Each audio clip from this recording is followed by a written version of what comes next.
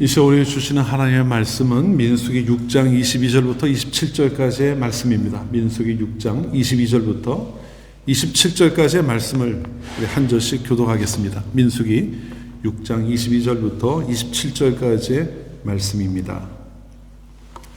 교독합니다. 여호와께서 모세에게 말씀하여 이르시되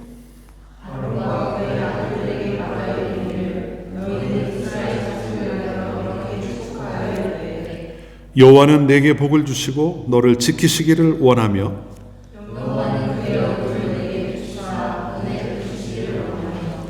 여호와는 그 얼굴을 내게로 향하여 드사 평강 주시기를 원하노라 할지니라 하라.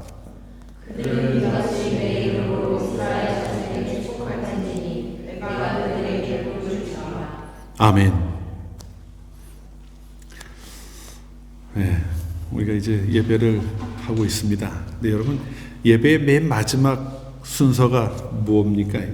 축도로 예배를 보통 마무리하죠. 여러분 잘 아시는 것처럼 어느 교회 가든 아마 목사님이 안 계시면 모를까? 목사님이 계시다면 아마 모든 예배는 다 축도로 마무리가 됩니다. 근데 여러분 다니시다 보면은 축도가 되게 비슷하죠, 형태가요. 그 이유가 있습니다. 우리가 그 목사님들이 하는 축도가 그냥 자기가 하는 그 말을 가지고 하는 게 아니라 또 임의로 만들어낸 틀을 가지고 하는 게 아니라 고린도후서 13장 13절에 나오는 말씀이 있어요. 고린도후서를 마무리하면서 바울이 고린도 교회를 향해서 축복하며 기도하는 내용입니다. 주 예수 그리스도의 은혜와 하나님의 사랑과 성령의 교통하심이 너희 무리와 함께 있을지어다. 이렇게 하면 마무리를 짓습니다. 이게 이제 바울의 축도라고 하는 우리가 하는 축도의 원형이에요. 여기에 이제 그 예배 주일날마다 전하는 말씀이라든가 이런 것들을 이제 근거해서 조금씩 더 살을 붙여서 이제 축도를 합니다.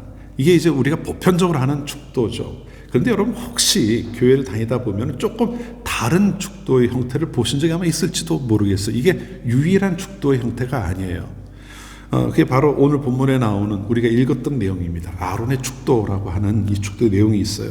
이거는 하나님께서 모세에게 말씀하며 가르쳐 주신 거예요. 하나님께서 오늘 우리가 읽은 그 22절 말씀에 뭐라고 합니까? 여호와께서 모세에게 말씀하여 이르시되 이렇게 얘기하잖아요. 하나님 모세에게 들려주신 말씀이에요. 들려주시면서 너는 아론에게 이것을 전해라. 그리고 아론은 제사장이잖아요. 아론은. 그러니까 제사장인 아론은 이스라엘 민족을 위해서 이렇게 축복하라 이렇게 말씀하고 있는 겁니다. 그럼 축자가 빈다는 의미잖아요, 그죠? 이스라엘 위에 복을 빈다는 거예요. 그런데 이 복을 비는 게 그냥 비는 게 아니라 하나님이 내가 이렇게 하기를 원한다는 걸 먼저 보여주시고 그대로 복을 빌라 이렇게 말씀해 주신 겁니다. 오늘 이 내용을 좀 여러분과 함께 보려고 그래요. 우리가 그냥 이 부분은 아마 쉽게 이렇게 넘어가기도 쉬운 부분이기도 합니다만은 이 아론의 축도라고 하는 이 부분을 통해서 살펴보면서요. 그러면 하나님께서 우리에게 말씀하신 복은 도대체 무엇인가? 복 주시기를 원한다고 했으니까요. 복은 무엇인가? 그걸 먼저 생각해보고 또 그렇다면은 그렇게 우리에게 복 주시기를 원하는 하나님이 계신다고 한다면 우리는 그 앞에서 어떻게 반응하며 살아가야 하느냐 하는 것을 우리가 또 무엇을 기억해야 하느냐는 것을 함께 생각해 보고자 합니다.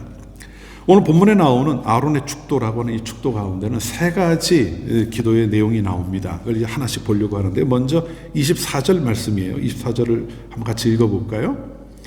여호와는 내게 복을 주시고 너를 지키시기를 원하며 이렇게 말씀하고 있어요. 하나님께서 이스라엘 백성에게 복을 주시기를 원한다는 겁니다. 이게 어떻게 보면 하나의 대전제예요. 하나님 복을 주시기를 원한다. 이걸 이제 전제하고 그 다음에 이야기를 해나간다고 보면 될 것 같아요. 그런데 여러분 이 말씀을 읽어보면은요, 여러분 어떻게 보입니까? 이게 좀 주어가 모호한 부분이 있어요. 우리말로 읽어보면 그래요. 앞으로 이제 25절, 26절도 마찬가지지만 이 주체가 하나님인지 원한다고 하는 주체가 하나님인지 아론인지가 명확하지 않게 보이는 부분이 사실 있어요. 그래서 이 본문을 읽을 때 아론이 하나님께서 이렇게 해주시기를 원한다고 기도하는 건지 아니면 하나님께서 이렇게 해주기를 원한다고 말씀하신 건지가 명확하게 보이지 않는 그런 부분이 있다는 거죠. 이런 겁니다. 아론이 제사장이니까요. 하나님, 우리 이스라엘 백성에게 이렇게 해주시기를 원합니다라고 기도하는 거냐, 아니면 하나님께서 이렇게 해주시기를 원한다고 하는 걸 아론이 전하는 거냐, 이것이 좀 모호한 부분이 있다는 거죠. 이 말을 그대로 본문만 보면은요. 그런데 히브리어로 보면 이 의미는 아주 분명해요. 왜냐하면은 히브리어는 우리말처럼 원한다는 말이 나오지는 않습니다. 그런데 지키신다, 복을 주신다는 복 준다, 지킨다는 이런 말을 간구, 소원하는 형태의 동사를 사용해서 표현하고 있습니다. 번역은 맞아요. 그러나 원한다는 동사 나오지 않죠. 그런데 이 동사가 우리말은 그게 명확하게 구분이 되지 않습니다만은 히브리어나 헬라어나 다 마찬가지예요. 뭐 영어도 그렇고 독어도 마찬가지죠. 인칭이 구별되어 있어요. 근데 이 지키시기를 하는 이 말이 3인칭으로 기록이 되어 있습니다. 그러니까 자, 아론이 기도를 하는 거예요. 하나님 나는 이러고 기도를 하겠죠. 하는데 복을 주는 거에 대해서는 복을 주기 원한다고 하는 이 부분에서 3인칭을 사용하고 있습니다. 그러니까 아론 자신이 하는 게 아니죠. 하나님께서 이들에게 복을 주신다 하는 것을 하나님이 원하신다는 걸 전하는 겁니다. 그래서 복을 빌고 있는 거죠.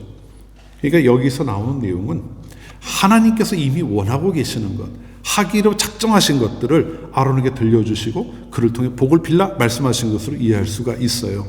자, 그러면 하나님이 하기를 원하시는 것이 무엇인지를 이제 하나하나 살펴보려고 하는데요. 먼저 복을 준다고 하는 것은 대전제에 해당인데요. 이건 간단하게 좀 볼게요. 자, 이것은 미래에 내가 너희들에게 복을 줄게 하는 내용은 아니에요, 사실. 그보다 훨씬 더 넓은 의미가 있습니다. 따지고 보면 이스라엘 백성이 지금 이 자리에 오기까지 얼마나 하나님의 은혜를 복을 받고 살아왔는지 우리가 가늠할 수가 있잖아요. 자, 하나님께서 이스라엘 백성을 수많은 민족 중에 택하셨어요. 이거부터가 그들이 받은 복이죠. 근데 택하기만 하셨습니까? 애굽에서 종이 되었던 그들을 불러내기도 하셨어요. 광야에서 40년을 지나가는 동안에 그들이 그 광야에서 해를 당하지 않도록 인도해 가신단 말이에요. 이게 하나님이 다 작정하시고 이스라엘에게 내리신 복이라는 거예요. 이스라엘은 하나님께 복을 참 많이 받은 민족인 거죠. 그런데 여기서 끝나는 게 아니에요. 자, 내가 복을 많이 줬다, 이걸로 끝나는 게 아니라 하나님 복 주기를 원한다는 데까지 나가고 있는 겁니다. 이게 무슨 말이에요? 하나님이 이제까지 너희를 지키셨던 것처럼 앞으로도 너희를 지키실 것이다 라고 하는 것을 하나님의 의지적인 표현을 통해 들려주고 있는 겁니다. 이게 이제 오늘 여기 본문에 나오는 복 주신다고 하는 말의 의미예요. 끝없는 복, 그걸 말씀하셔요. 그리고 이어서 너를 지키시기를 원한다는 말로 나아가는데 이거는 조금 더 깊이 생각해 보죠. 자, 하나님 우리를 지키신다고 하는 것, 여러분들도 기도 중에 많이 하는 내용이 아닐까 싶어요. 하나님 저를 지켜주십시오. 특히 어려운 일을 만나거나 큰 일을 앞두고 있을 때 그런 기도를 더 많이 하죠. 그래서 이 기도가 뭐 그렇게 특별한 게 아니라 우리도 늘 하는 기도인데 이렇게 생각할 수 있을지도 모르겠어요. 근데 여러분, 이스라엘이 지금 어디 있는지를 한번 생각해 보십시오. 민수기 6장은 이스라엘이 가나안을 향해 출발하는, 시내 광야에서 한 1년 정도 넘는 시간을 지내고 가나안을 향해 출발하는 시점이었어요. 근데 그때 하나님이 이렇게 말씀해 주신 거 아닙니까? 자, 그러면 그들이 가야 할 광야, 이미 1년을 넘게 살아왔지만 그 광야를 한번 떠올려 보십시오. 어떤 곳입니까? 자, 먹을 것도 아무것도 없어요. 마실 물도 원하는 대로 구할 수 있는 곳이 아닙니다. 그래서 이스라엘 민족이 다니면서 물 때문에 고생을 많이 하잖아요. 불평도 많이 하는 내용이 나오지 않습니까? 하물 그것뿐만이 아니에요. 뭐 어디 가다가 그 광야 뜨거운 그 이스라엘 네게브라고 사해 아래쪽 지역을 이야기하는데 광야란 말이에요. 황량하고 아무것도 없어요. 그냥 마른 덤불들 조금 자라는 이 정도입니다. 나무라고 할 만한 건 별로 없어요. 근데 그런 곳에 이들이 하루 이틀도 아니고 수십 년을 살아야 되는 이런 이제 상황에 놓여 있는 것 아닙니까? 그런데 그 상황 속에서 자기를 돌보고 보호할 수 있는 것이 아무것도 없는 거예요. 내 삶을 지탱할 수 있는 것도 없는 그런 곳을 지나고 있는 거죠.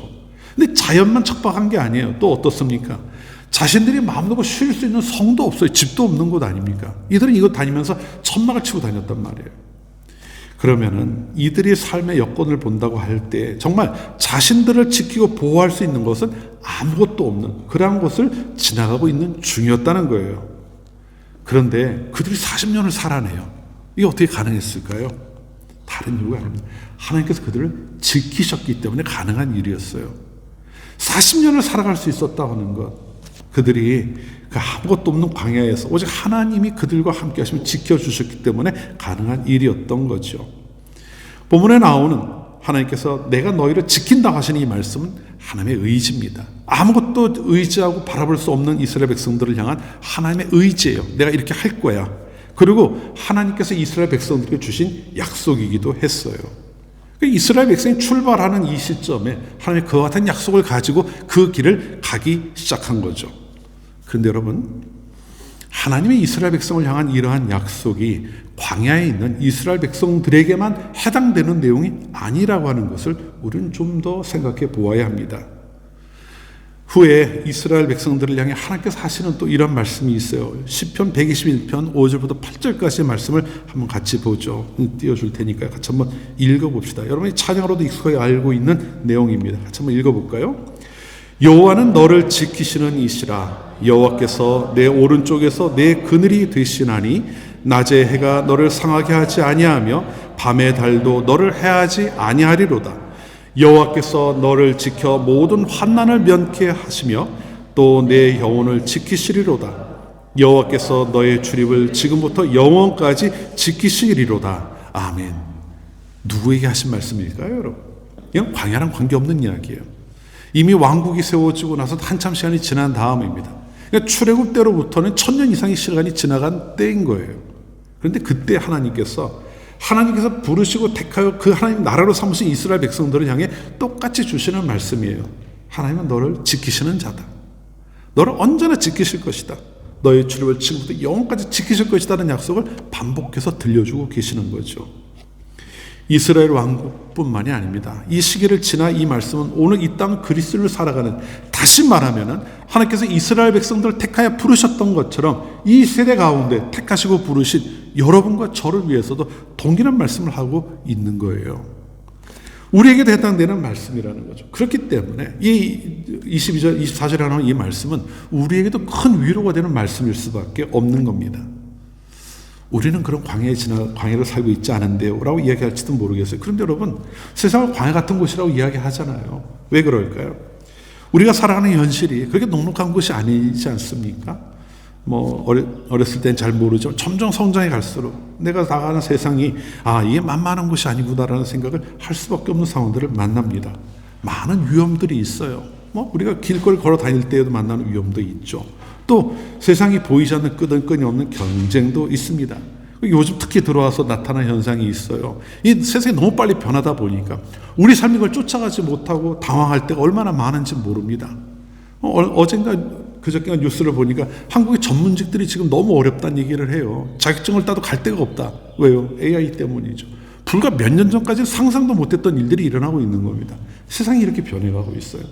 우리가 살아가는 세상이 어쩌면은 광야를 헤매고 있던 이스라엘 백성들보다 더 팍팍한 곳을 살아가고 있는 것은 아닌가 하는 생각이 들기도 해요. 한치 앞을 내다보지 못하니까 더 불안한 마음이 우리 안에 커지는 이런 세상이 아니겠습니까?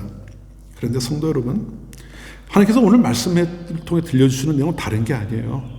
내가 너희들을 택하였다. 그러니 내가 너희들을 지킨다는 말씀을 하고 있는 겁니다. 우리가 바라보는 세상은 어느 때도 우리에게 우호적인 적은 없었습니다. 옛날부터 지금까지 마찬가지예요.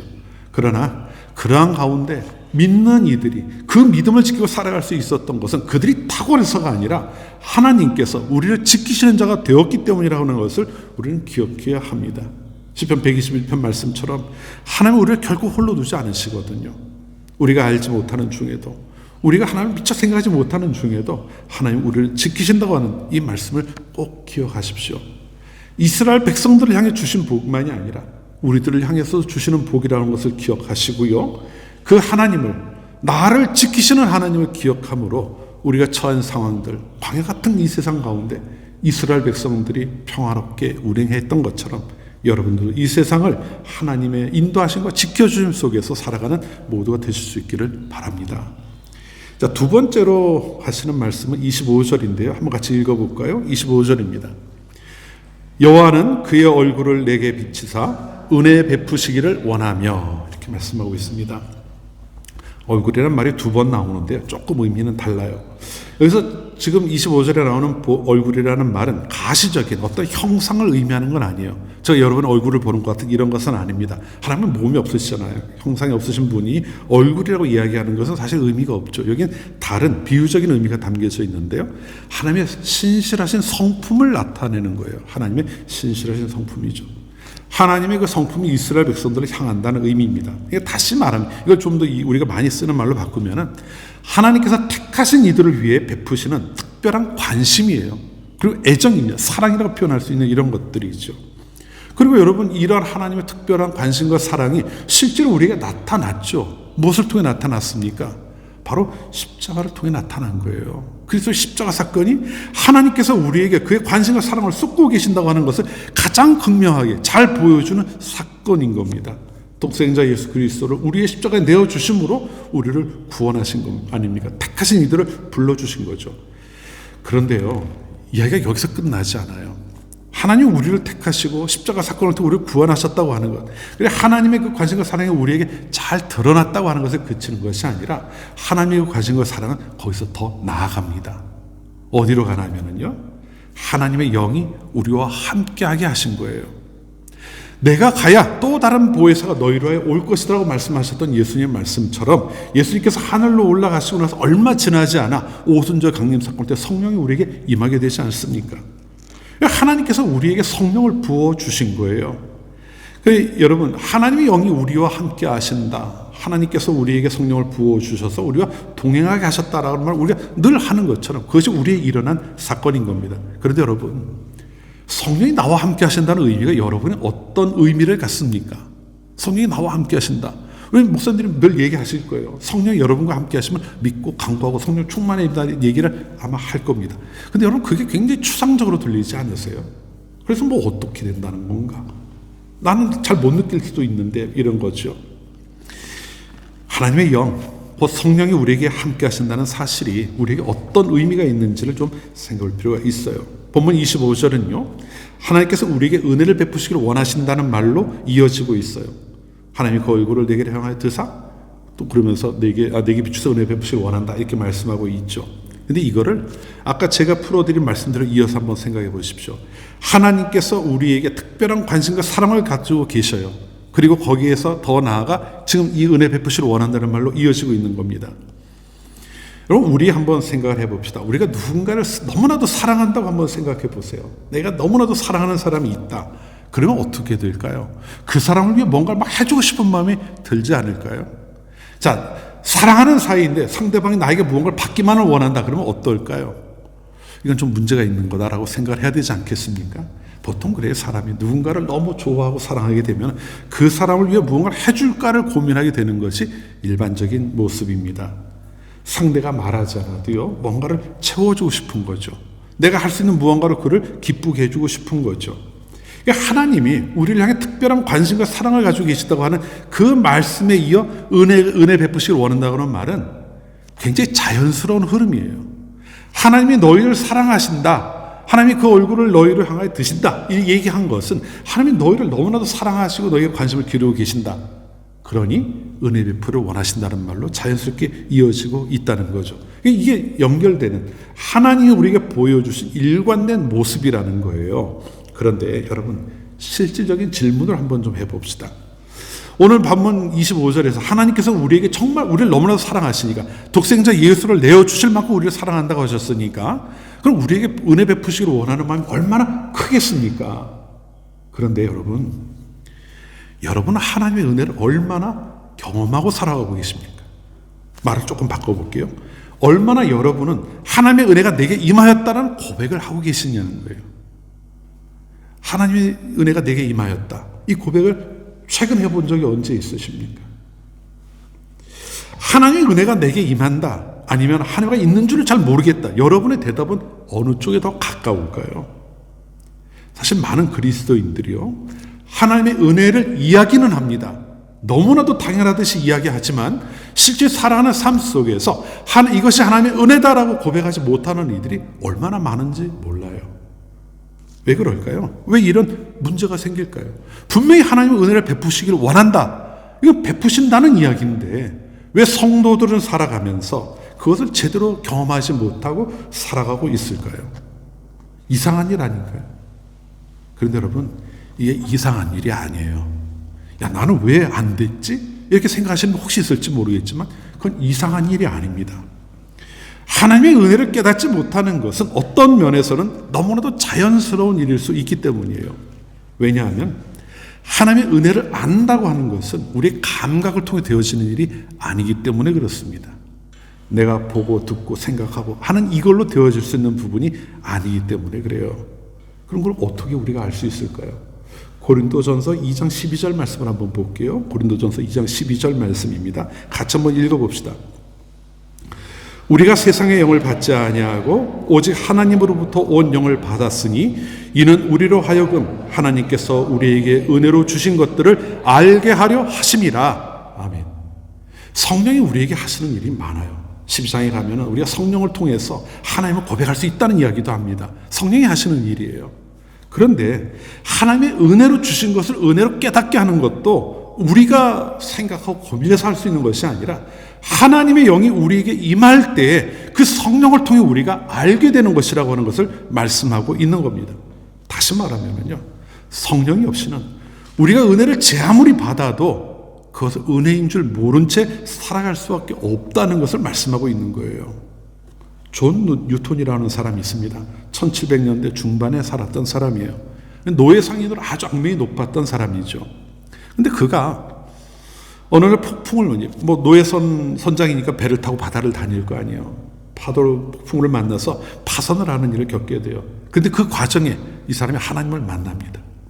하나님을 만나고 이제는 내가 다른 걸 아무것도 알지 못하고 하나님만 알고 살겠다 하고는 신학하고 목회자가 되어서 아주 목회를 또 잘했다고 해요. 이 정말 완전히 다른 모습으로 살아가게 된 거죠. 그리고 그 사람이 작곡한 노래가 이따 우리가 부를 찬송입니다. 뭔지 아세요? 그 제목이 어메이징 그레이스라고 하는 곡이에요. 자, 한번 생각해 봅시다. 그가 어메이징 그레이스라고 하는 이 노래를 작곡할 때 하나님의 은혜를 모르고 했을까요?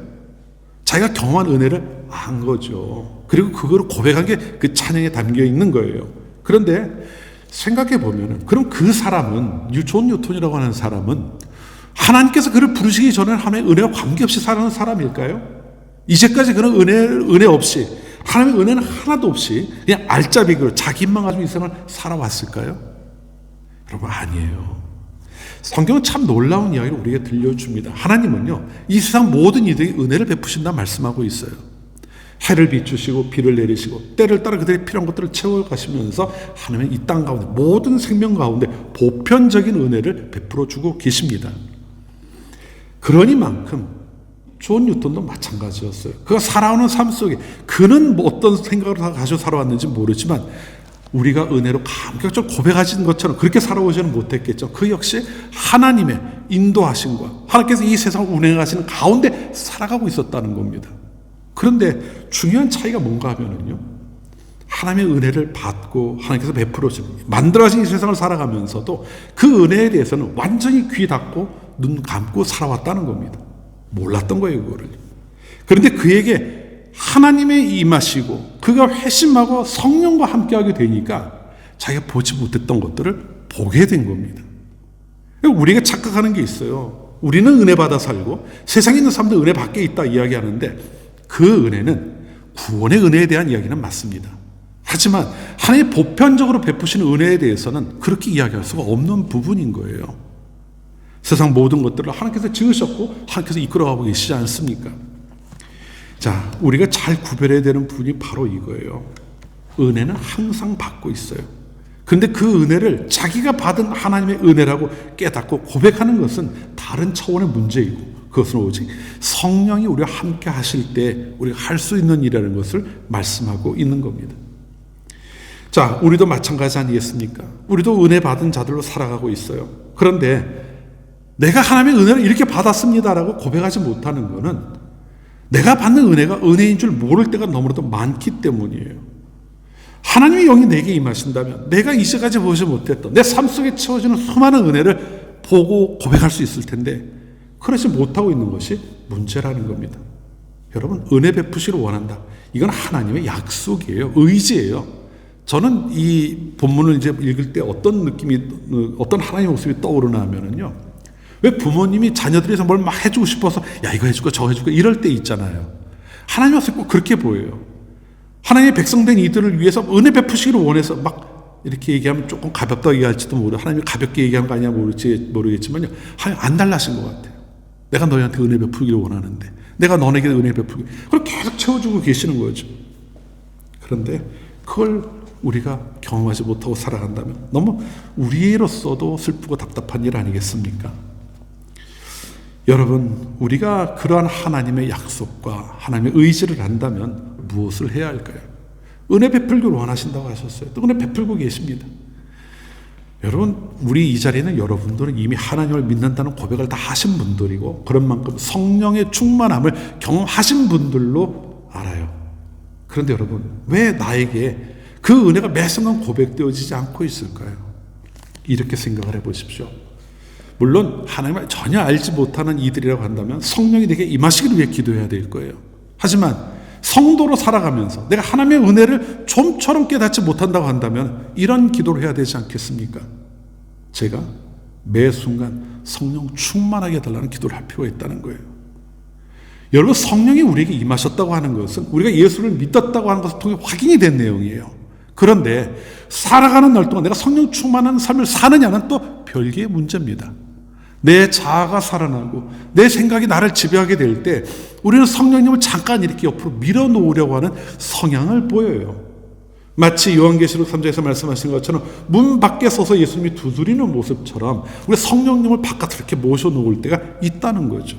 내 마음이 그럴 때는 하나님의 은혜를 전혀 경험하지 못할 수밖에 없는 것 아니겠습니까?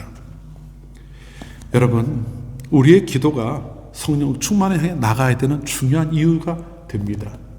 내가 하나님의 은혜를 안에 있으면서 그 은혜를 깨닫지 못하고 살아가는 것은 성도로서 정말 답답하고 또 어떻게 보면 한심한 그런 상황 아니겠습니까? 구해야죠. 성령 충만을 구하고 그것을 통해 내 삶 속에 매 순간 채우시는 하나님의 은혜가 내게 있음을 고백할 줄 아는 그런 성도가 되어야 되지 않겠습니까? 이 시간 함께하는 여러분 모두가 은혜 베풀기를 원하시고 또 항상 은혜를 베푸시는 하나님의 그 다함이 없는 무궁한 그 은혜를 알아가고 또 고백하고 감격적으로 여러분 삶 속에 증언해 나갈 수 있는 그런 성도님이 되시기를 바랍니다. 자, 세 번째로 이야기하는 것은 26절 말씀이에요. 한번 또 읽어보죠. 여호와는 그 얼굴을 내게로 향하여 드사 평강 주시기를 원하노라. 그 뒤에는 제가 생략을 했는데요. 자, 그 얼굴을 내게로 향하여 드사라는 말이 나오는데요. 요것도 마찬가지예요. 하나님의 얼굴이 있는 그런 건 아니라고 하지만 여기에서는 하나님께서 우리를 주목하신다는 의미입니다. 그 얼굴을 너희를 향하여 드사 바라본다는 말씀이에요. 하나님께서 우리를 살피시고 우리가 가는 모든 그 우리의 인생의 여정 가운데 동행하심을 말씀하고 있는 거죠. 여러분, 공원 같은 데 요즘 나가면 날이 따뜻하니까 아기들 데리고 나오는 부모님들이 좀 많이 있을 거예요. 근데 아기들 이제 한 1년 좀 막 지나서 걸음마를 하고 지금 혼자 막 걷기 시작하는 아이들을 보면은요, 부모님 불안하잖아요. 걷다가 넘어질까 손을 잡고 걸어가려고 그러면은 그 손을 뿌리치고 혼자 걷겠다고 걸어가는 아이들이 있어요. 그런데 가끔 볼 때가 있습니다. 그러면 아이는 뒤뚱뒤뚱하고 걸어가는데 부모님들이 어떻게 하십니까? 그래, 너 갔다 와라 이러고 뒤돌아 앉아있는 분은 아마 보지 못할 거예요. 항상 주목하죠. 제가 가다 혹시나 넘어지면 어떡하나. 그리고 혹시 삐끗하고 넘어지려고 그러면 바로 가서 잡아줍니다. 그 거리를 유지하면서 걔에게 시선을 다른 건 아예 보지도 않아요. 그것만 아이만 보면서 이렇게 갑니다. 그 모습이 바로 오늘 본문에 나오는 그 얼굴 너희를 향해 드사라고 하는 이 말씀에 담겨있는 하나님의 모습으로 연상하면 될 것 같아요. 하나님께서 그 얼굴을 우리 향해 든다고 하는 얘기는 하나님께서 그렇게 우리를 주목해 보신다는 겁니다. 그러니까요, 우리가 살아가는 모든 삶의 과정에 하나님 우리를 그렇게 주목해 보고 계시는 거예요. 그러니까 우리가 살아가면서 겪는 모든 일들이 나 혼자 겪어나가는 일이 아니라 나를 주목해 보고 계시는 하나님과 함께하는 과정이라고 하는 것을 말씀하고 있는 거죠. 그리고 그게 전부가 아닙니다. 하나님은 그렇게 우리를 지켜보셔요. 그러면 지켜보시기만 하시겠습니까? 그냥 바라보면서 넘어진다 두는 부모가 없잖아요. 하나님이 그 일도 함께 하시는 거예요. 네가 가는 길에 어렵고 힘들 때 내가 힘이 되어줄게 라고 하는 그 말씀을 늘 하고 있는 거죠. 여러분, 아이들이 어떻게 그렇게 아빠 손을 뿌리치고 태평하게 걸어갈 수 있을까요? 그 아이가 아빠 손은 뿌리쳤는지 몰라도 나름대로 믿는 구석은 있는 거예요. 부모가 자기를 지켜보고 있다는 걸 알지 않겠습니까? 만약 부모가 싹 사라졌다면 그 아이가 어떻게 될까요? 부모가 자기를 지켜보지 않는다는 걸 아는 순간부터는 불안해져요. 못 갑니다, 앞으로. 여러분, 나중에 아이들을 길러보시면 알 거예요. 그때부터는 아이가 당황을 하고 혼란스러워요. 마찬가지 아니겠어요? 하나님께서 우리와 함께 하신다, 지켜주신다. 물론 내가 그 하나님을 볼 수 없고 만질 수 없을지 모르지만 나와 함께 하시면 나를 주목해 보신다고 하는 그 사실을 우리가 안다면은 우리가 가는 그 길이 우리가 세상을 살아가면서 만난 어떠한 일이 있다 할지라도 그것을 요동치지 않을 수 있다고 하는 것을 말씀하고 있는 거예요. 그것이 바로 본문에 나오는 평강이라는 말의 의미입니다. 모든 것이 편안해서 아무런 문제도 없이 아주 잔잔한 바다와 같다는 편안함을 이야기하는 게 아니에요. 어려움을 만날 수 있죠. 풍랑일 수도 있습니다. 그러나 하나님께서 그 모든 가는 과정을 나를 주목해 보고 계신다. 어떻게 하나 보자가 아니라 조금이라도 어려움이 있다면 내가 너를 도울게, 내가 너를 지킬게 하는 이러한 마음을 가지고 계시는 하나님이 우리와 함께 하신다는 것을 말씀하고 있는 겁니다. 그러니까 하나님께서 나를 주목하신다는 걸 아는 사람은, 그런 성도로 간다면 이 세상을 살아가면서 하나님께서 주시는 평안을 누릴 수 있다고 이야기하는 거예요. 내가 너를 주목하고 있으니 평안하게 살아라, 이 말씀을 우리가 들려주고 있는 거죠. 사도행전을 보면은 성령 강림 사건 이후에 큰 사건이 벌어져요. 베드로가 감옥에 갇힙니다. 헤롯이 예수님의 믿는 자들을 죽이는 것을 유대인들이 좋아하는 것을 알고 베드로 죽이려고 잡아들였어요. 다음 날이 6월절인데 그 전날 감옥에 가두어 놓고 내일 6월절이 되면 이 베드로 죽이겠다 작정을 하고 있었던 겁니다. 놓치면 안 되잖아요. 그러니까 그 로마 군인들이, 그 헤롯의 군인들이 그 베드로 좌우에 같이 누워 잤다고 할 정도로 철저하게 지키고 있었습니다. 자, 어떤 상황이요? 내일 아침에 동이 트면 난 죽는다는 걸 알고 있는 거예요, 베드로가. 그럼 여러분 어떨 것 같으세요? 야, 세상에 만나도 이보다 더 큰 도전이나 어려움을 만날 수 있겠습니까? 아직 지금 너무나도 절망적인 상황인 거잖아요. 그런데 성경 말씀을 보면 베드로가 정말 이상한 모습을 보여줘요. 편안하게 잡니다. 아주 골아떨어져 깊이 잠이 들어버려요. 깨워도 깨지 못할 정도로 깊이 잠이 들어 있어요. 일반적으로는 뜬 눈으로 밤을 지새우는 게 맞을 텐데 아주 편안하게 잠을 자죠. 여러분, 이게 어떻게 가능할까요? 배포가 큰 사람이어서가 아니에요. 베드로가 뭐가 담대해가지고 그냥 이런 상황을 막 이기고 나갈 수 있는 사람이 아닙니다. 우리가 봤잖아요. 예수님 잡히신 날 밤 예수님을 저주하고 도망가 버리잖아요. 그게 베드로의 모습이었단 말이에요. 그런데 이런 모습을 보여줘요. 아주 배포 큰 사람처럼 자신이 내일 죽게 된다는 걸 알고 있는 상황에서도 편안하게 잠을 잡니다. 이게 어떻게 가능했겠어요? 물론 하나님이 그에게 내가 너희 내일 이렇게 구해줄게 말씀해 주신 건 아니에요. 하지만 하나님이 그를 주목하고 계신다, 내 모든 걸 하나님께 붙들고 가고 계신다는 걸 그는 알고 있었던 거죠. 그 안에서, 그 믿음 안에서 그가 그 엄혹한 그 시간을 지내면서도 평강을 누릴 수 있었던 겁니다. 성도 여러분, 우리도 다르잖아요. 이스라엘과 동행하시며 그들을 주목하셨던 하나님, 그 하나님이 베드로와 동행하시며 그를 지켜주셨습니다. 그를 주목해 보셨죠. 그리고 지금 우리들에게도 동일한 모습으로 하나님은 일하고 계셔요. 여러분이 어디에 있든 어떤 일을 행하든 어떤 상황을 만나든 하나님이 여러분을 주목해 보고 계신다는 겁니다. 그것이 오늘 본문이 우리에게 들려주는 말씀이에요. 하나님의 약속이죠. 그러니 이제 우리에게 필요한 건 뭐겠습니까? 그 하나님을 붙들고 의지하는 거예요. 내 마음에 그 하나님이 나를 지키시고 인도하신다, 나를 주목해 보신다, 모든 상황에서 나와 나의 도움이 되실 수 있다는 것을 확신하고 그분을 붙드는 살아가는 것이 필요한 겁니다. 그렇게 살아갈 때 하나님은 이 시대를 살아가는 성도라 하더라도 평강하게 할 것이라고 하는 것을, 평강한 삶을 살아가게 될 것이라는 것을 약속하고 계셔요. 이사야 26장 3절 말씀을 한번 보겠습니다. 이사야 26장 3절 말씀이에요. 같이 읽어볼까요? 주께서 심지가 견고한 자를 평강하고 평강하도록 지키시리니 이는 그가 주를 신뢰함이니이다. 아멘. 자, 심지가 견고한 사람이 누굽니까? 하나님을 나의 하나님으로 알고 그 안에 붙들고 흔들리지 않는 자예요. 중심이 반드시 서 있는 거죠. 하나님을 붙들고 서 있는 자를 하나님께서 평강하고 평강하도록 지키신다 말씀을 하고 있는 겁니다.